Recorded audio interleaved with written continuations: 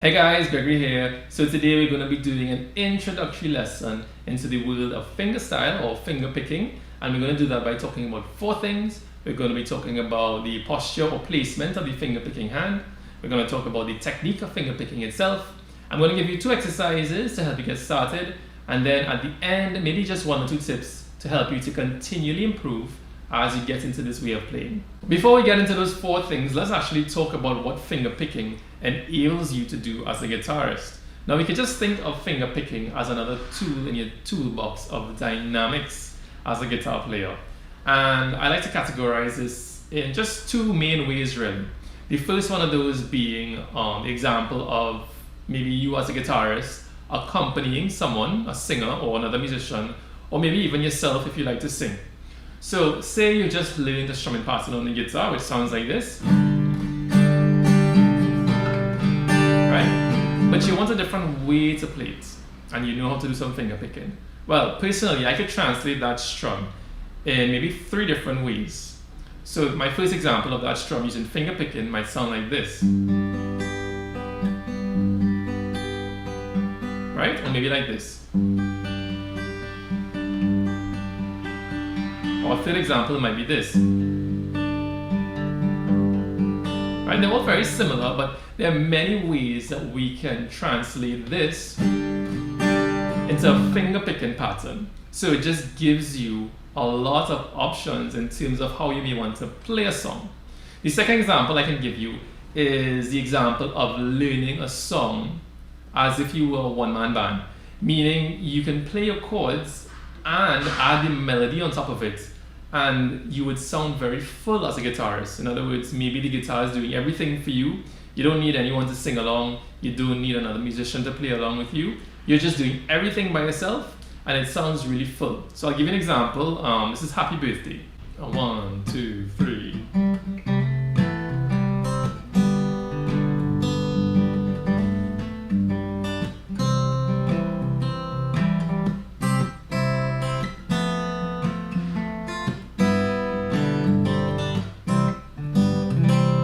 So that's an example of a very common song with fingerstyle, but you can hear it sounds very full. There's the melody going on and the rhythm and the chords all at once. So let's get back into the four things that I mentioned at the start of this video, starting with the first one, which is the posture or position of the right hand. Now, when it comes to positioning, we really want to position the hand in a way where the fingers has an angle to the strings where it sort of opposes the strings, so it makes picking easier. And what I mean by that is, I'll give you two extreme examples. If my fingers were perpendicular to the strings like this, even though it's a bit awkward, it's easiest to pluck the strings at this angle. I can get a nice grip, and I can very easily pluck the strings at this angle. If my hand was kind of at the same angle as the strings, or maybe just a little bit slanted, it's a bit more difficult to get a nice grip on the strings. My fingers might feel like they want to slide along the strings before I get a grip on it to pluck, okay? So we want to angle the arm in such a way that it makes getting that more opposed angle a bit easier. We don't want something that's too similar in angle to the strings. We want something that's a little bit more opposed, right? It doesn't have to be totally perpendicular because that's awkward, but just a little bit more angled. All right, so we can achieve that in different ways. Now, if I were to rest my arm on the side of the guitar like this, the inner part of my elbow right on the edge of the guitar, my hand just approaches the strings. I would say that this is not enough of an angle that I need. I can correct it by adjusting my wrist, right? So if you see my hand, my fingers are at this angle, but I can just turn my wrist, and now my fingers are pretty much opposing the strings, and it becomes a lot easier to pick at this angle. But I don't necessarily want to use my wrist to get that angle. I will use a little bit of it, but I find at this angle it's a bit too much of the wrist I'm using here.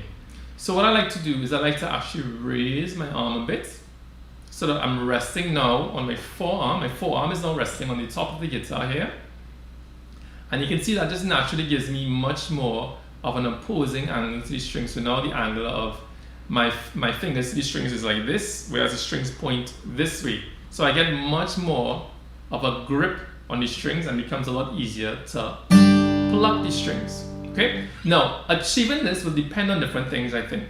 It may depend on the size of the person, and it may also depend on the size of the guitar. So I have 3 guitars here, and I'll kind of show you an example of what it may look like on each. So I'm going to start with the smallest guitar that I have right now, and this is a half-size guitar. Now, naturally, most guitarists, especially if you're a beginner guitarist, tend to just find a very comfortable position by resting the inner part of the elbow on the edge of the guitar. But that sometimes, or maybe a lot of times, is not the best angle, in my opinion, to fingerpick. So with a small guitar, you could quite easily see that my fingers have a very similar angle to these strings here. So on a small guitar, I'm definitely correcting that angle a bit. So I'm resting quite a bit higher on my forearm, and that really helps me to get the angle. And this is pretty comfortable to fingerpick from, okay? All right, let's take a look at another guitar.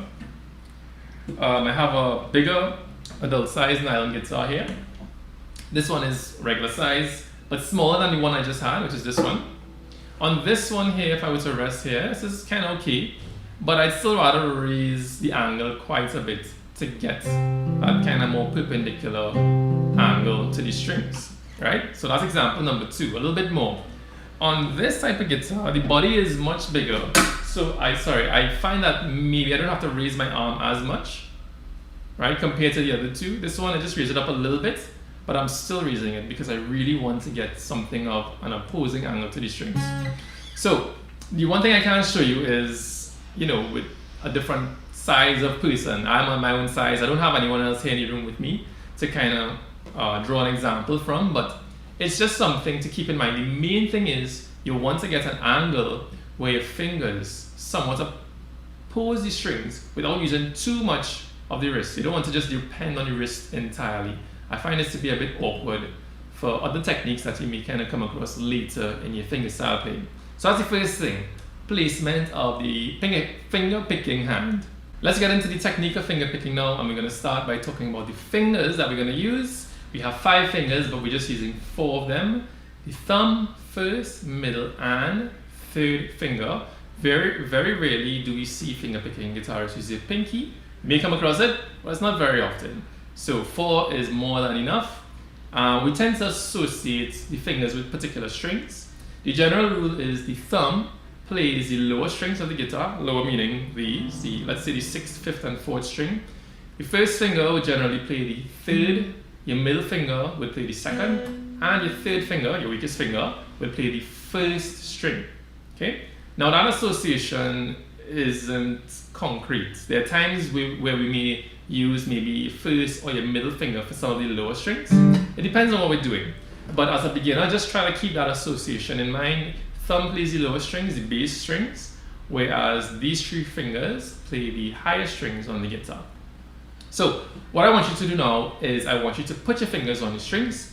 You're going to put the thumb on the 6th string, and don't forget what we talked about previously with the angle of the hand. Try to have the arm a bit higher so that it opposes the strings a bit better, right? So the thumb is on the 6th string.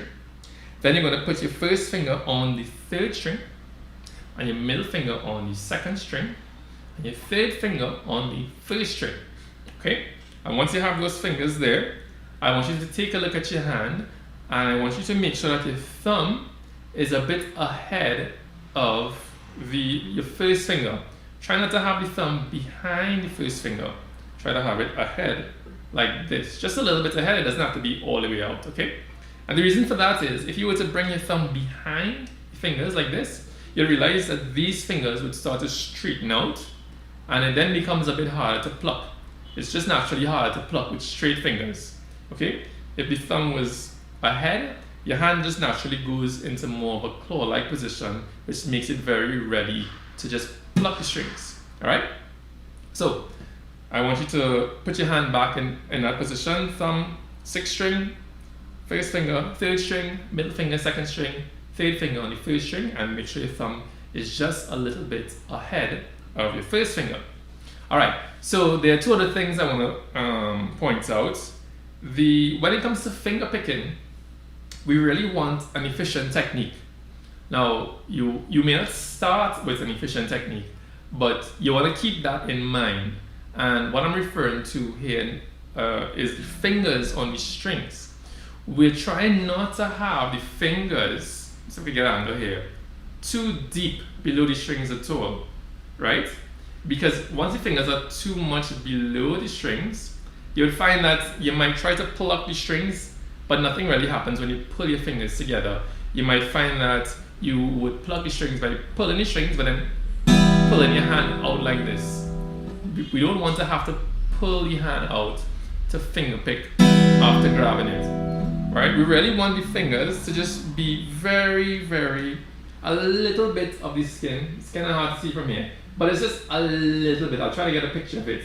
A little bit of it below the strings, so that when you actually do pluck a finger, if you were to pull it naturally, just because there's so little bit of it below the string, once you stroke your finger, I suppose, it just kind of naturally twangs the string. Okay, so I'll try to get a little zoom in of that on the screen. So that's the second thing. Try not to have your fingers too low below the strings, because then you're gonna pull at the strings and nothing is gonna happen unless you actually pull your arm out. Okay, so the third thing, now this one here is, if you were to look at the hand could twist and turn like this. And what we want is, when holding the strings, we want to have a good angle of the hand on the strings. Some people, when they start, they might kind of hold the strings like this, so the hand is angled a bit like this. But we actually want a kind of flat angle, so that the fingers are on top of the strings and not kind of turning underneath or in the opposite direction. Okay, we want it to be flat on top. So, okay, otherwise you find that your third finger in particular might be plucking like up. We don't want that. We want all the fingers to rest kind of evenly on the strings. So check the angle of the arm like so. All right, so those are the things you really want to look out for. Now I'm going to give you a sort of preliminary exercise to get you accustomed to these things. So before I do that, I'm just going to quickly recap the things I want you to look out for. Remember the position of the arm. Try to have it just a little bit higher so that it opposes the strings. We want the thumb on the 6th string, first finger on the 3rd string, middle finger on the 2nd string, and the 3rd finger on the 1st string. Try to have your thumb up just a little bit ahead of your fingers. Try not to have your fingers too low below the strings. Okay? And then the angle of the hand, try to have it, a bit evenly on the strings. Just take a look at your 3rd finger and make sure it's kind of flat, as if it would rest on top of a table kind of thing. Okay? So the preliminary exercise we're going to do is very simple. We're just going to pluck a string and then immediately put the finger back on that string. So right now my thumb is on the 6th string. I'm going to pluck it and rest it back, and it should cut the sound of the string. So now I'm going to do the 3rd string with my 1st finger, pluck, and then it's back on, middle finger, pluck, and back on, 3rd finger, on the 1st string, pluck, and back on. And you can just keep doing this for a couple of minutes. Thumb and on, 1st finger, 3rd string, back on, middle finger on the 2nd string, pluck, back on, 3rd finger, and back on. You can take your time, it's not a rush. One more time, thumb, back on, 1st finger, and back on, middle finger, back on, and 3rd finger. Alright? Do this for as long as you like. It's really just to kind of get your fingers, it's really to get your fingers accustomed to the feeling of plucking your strings while trying to manage these different techniques that I laid out for you. Alright, so let's get to the good part. Let's actually play something. I have 2 exercises for you, and these 2 exercises I've taken from one of the first songs that I ever learned using Fingerstyle, and that song is Dust in the Wind by Kansas. It's a great song to learn, to just dive straight into the world of fingerpicking, and I'm probably going to do a lesson on it very soon. So the pattern that we're going to learn, well, it's one pattern with a variation for the second example. It sounds like this. Okay, so let me break that down for you. We can do it on a chord like C major, or we can do it with the open strings. So the thumb is going to be on the 5th string and the middle finger on the 2nd string, and we pluck those 2 strings together. Okay, and then we're going to pluck the 4th string with the thumb again, and then the 3rd string with the 1st finger. So we have the thumb and the middle finger together on the 5th and the 2nd string, thumb on the 4th, middle on the 3rd. Okay? And that should sound like this. 1, 2, and. That's just the timing that I'm saying there. 1, 2, and. So that's thumb and middle, thumb 1st on the 5th and 2nd, 4th and 3rd string. Okay? Alright, so that's the first half of the first example. The second half, it's kind of the same thing, but think of it like this. Instead of playing the first 2 strings together, we're just going to separate them now. So instead of plucking the thumb and the middle together on the 5th and the 2nd string, we're going to play the thumb first on the 5th string and then the middle on the 2nd string. And then the same thing that follows, the thumb on the 4th and the first finger on the 3rd string. So the second half goes like this. Thumb, middle, thumb, 1st on the 5th, 2nd, 4th, 3rd string. So the whole pattern, and I'll add a pause in between, goes like this. Thumb and middle, thumb, 1st, and then the second half goes thumb, middle, thumb, 1st. And now I'll say the strings that I'm playing.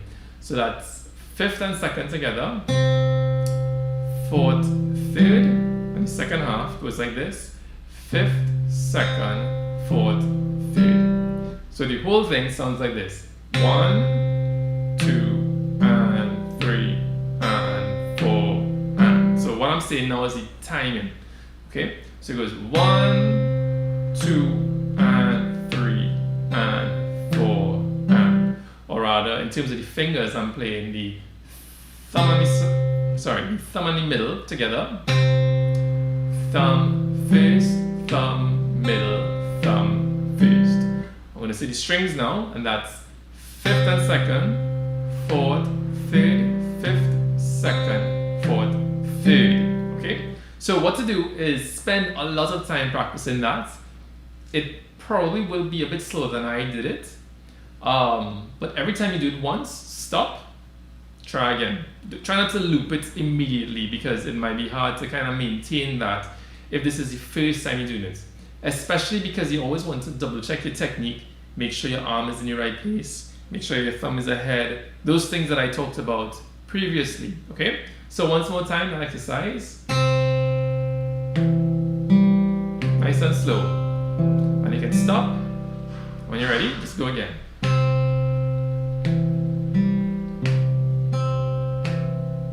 Alright? And that's it. Just trust me, just keep doing that over and over. Do it a couple minutes every day for as long as you wish.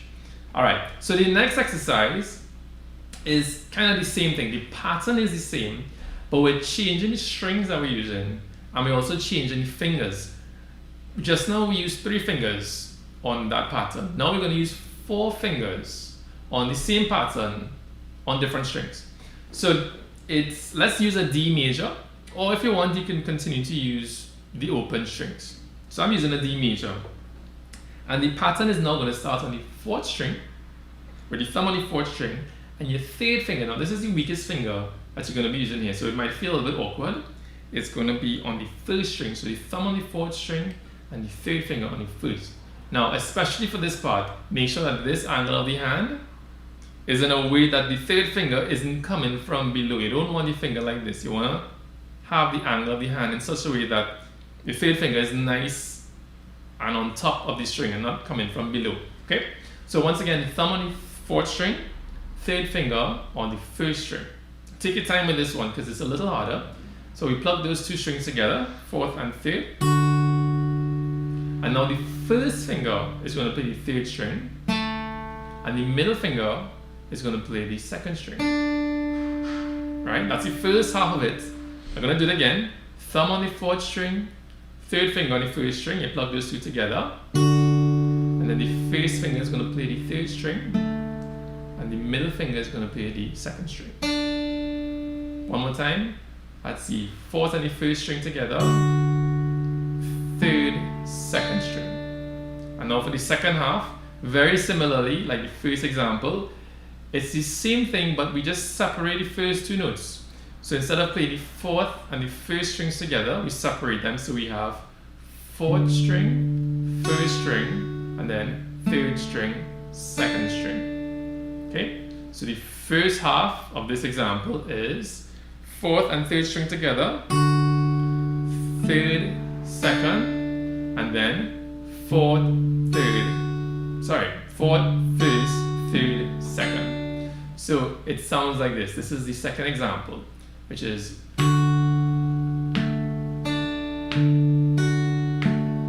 alright, so you can kind of hear it's very similar to the first example that we did, but it's using all four fingers, especially a third finger in this one. So like I said, take your time in this example. So I'm just going to play the two examples back to back so you can kind of hear what they sound like, but it may be a good idea to just focus on one example at a time. So first example.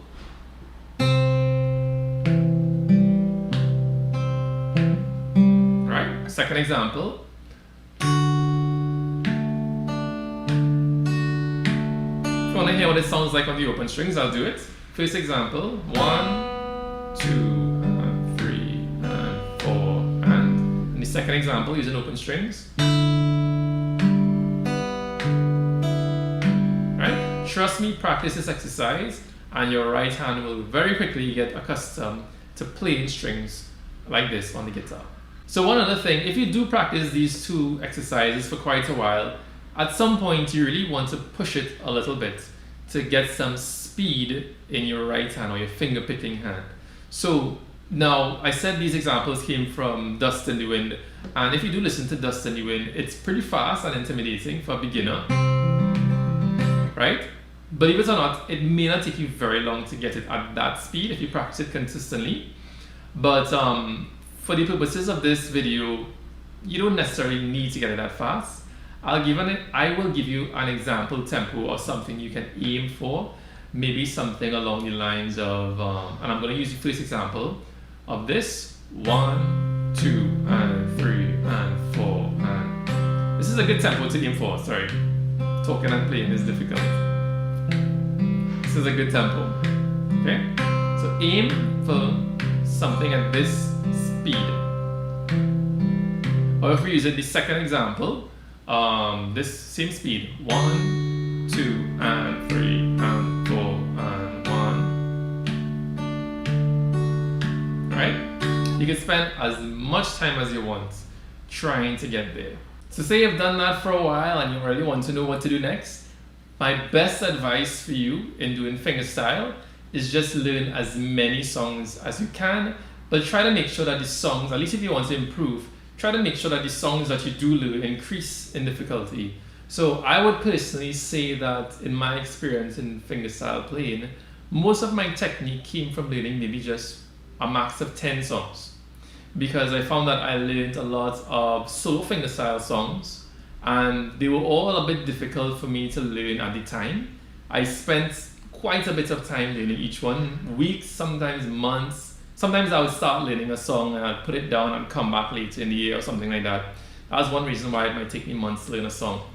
But the thing is, try to learn as many and, challenging songs. Look for fingerstyle arrangements of your favorite songs, and hopefully if you get tabs, you can learn those. But try to learn it to its entirety.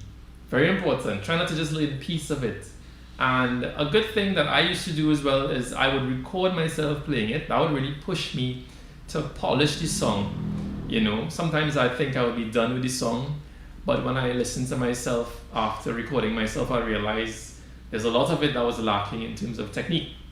So things like that could really help you to improve. Or if you're a bit more outgoing as a musician, try to perform more. If you want to use fingerstyle to accompany people, well, try to use fingerstyle in your accompaniments. If you're playing along with people more, try not to just strum all the time. Try to do a bit of fingerstyle or a bit of strumming. You can mix the two of them. That's always a good idea. So that's my best advice for you for moving forward. So that's it for the lesson, guys. I hope you did enjoy. Now, currently I don't have many fingerstyle songs on my channel.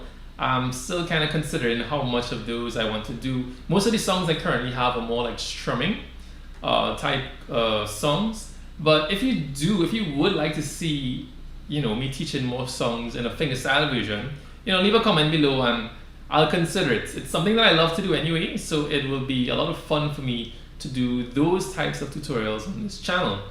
So if you did like the video, please like, share, and subscribe. It will help me out a lot. And until next time, goodbye.